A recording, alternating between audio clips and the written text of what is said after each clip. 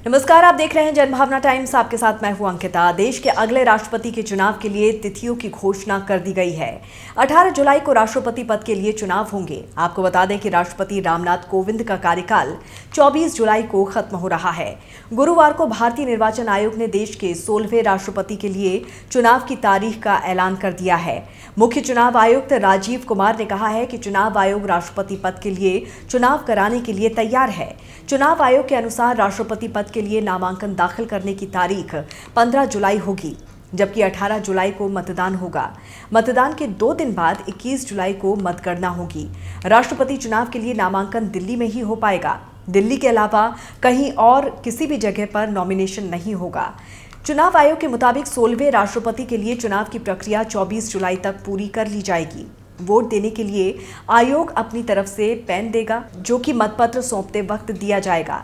इसी पेन से ही वोट डाला जाएगा। अन्य किसी पेन से वोट डालने पर मत अवैध करार दिया जाएगा। निष्पक्ष चुनाव के सवाल पर मुख्य चुनाव आयुक्त ने कहा है कि ये पूर्णतः सीक्रेट बैलेट है। पेन की व्यवस्था है और साथ ही साथ वीडियोग्राफी की भी व्यवस्था की गई है। मुख्य चुनाव आयुक्त के मुताबिक मतदान संसद और विधानसभा में होंगे। वोट देने के लिए 1, 2, 3 लिखकर अपनी पसंद बतानी होगी। पहली पसंद न बताने पर वोट खारिज हो जाएगा। चुनावों के दौरान कोरोना नियमों का भी पालन किया जाएगा। राज्यसभा के महासचिव चुनाव प्रभारी होंगे। मुख्य चुनाव आयुक्त राजीव कुमार के मुताबिक राष्ट्रपति चुनाव 2022 में कुल 4,809 मतदाता मतदान करेंगे। कोई भी राजनीतिक दल अपने सदस्यों को व्हीप जारी नहीं कर सकता। आपको बता दें कि राष्ट्रपति का चुनाव अप्रत्यक्ष निर्वाचन द्वारा होता है। इसका मतलब ये है कि राष्ट्रपति का चुनाव इलेक्टोरल कॉलेज करता है।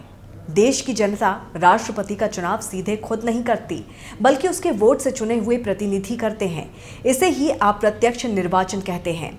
इस प्रक्रिया में वोटिंग का अधिकार चुने हुए एमएलए और एमपी के पास होता है।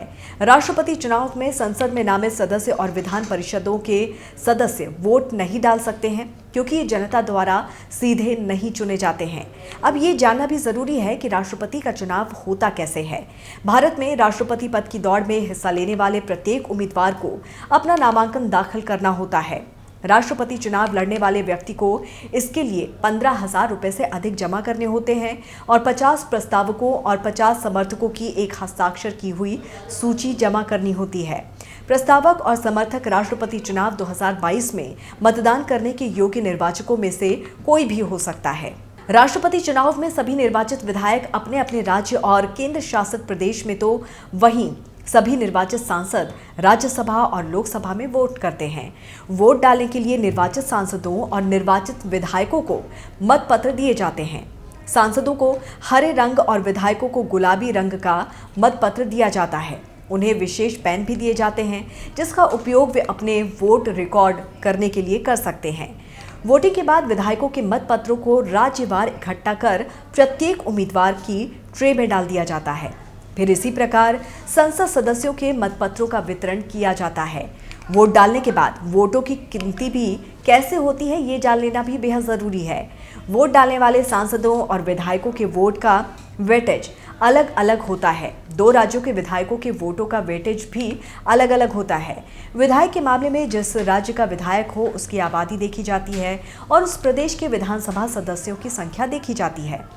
वेटेज निकालने के लिए प्रदेश की जनसंख्या को चुने हुए विधायक की संख्या में बांटा जाता है। उसे फिर 1000 से भाग दिया जाता है। अब जो आंकड़ा आता है वही उस राज्य के वोट का वेटेज होता है। राष्ट्रपति चुनाव का विजेता वो व्यक्ति नहीं होता जिसे सबसे अधिक मत प्राप्त होते हैं, बल्कि वो व्यक्ति होता है जिसे एक निश्चित कोटे से अधिक मत प्राप्त होते हैं। प्रत्येक उम्मीदवार के लिए डाले गए वोटों को जोड़कर योग को 2 से विभाजित करके और भागफल में 1 जोड़कर कोटा तय किया जाता है। जो उम्मीदवार तय कोटा से अधिक वोट प्राप्त करता है वो विजेता होता है। ये भी सवाल है कि भारत के राष्ट्रपति का चुनाव कौन लड़ सकता है। अनुच्छेद 58 के तहत एक उम्मीदवार को राष्ट्रपति के पद का चुनाव लड़ने के लिए निम्नलिखित शर्तों को पूरा करना अनिवार्य है। सबसे पहले उसे भारत का नागरिक होना चाहिए। 35 वर्ष की आयु पूरी करनी चाहिए। लोकसभा का सदस्य बनने के योग्य होना चाहिए।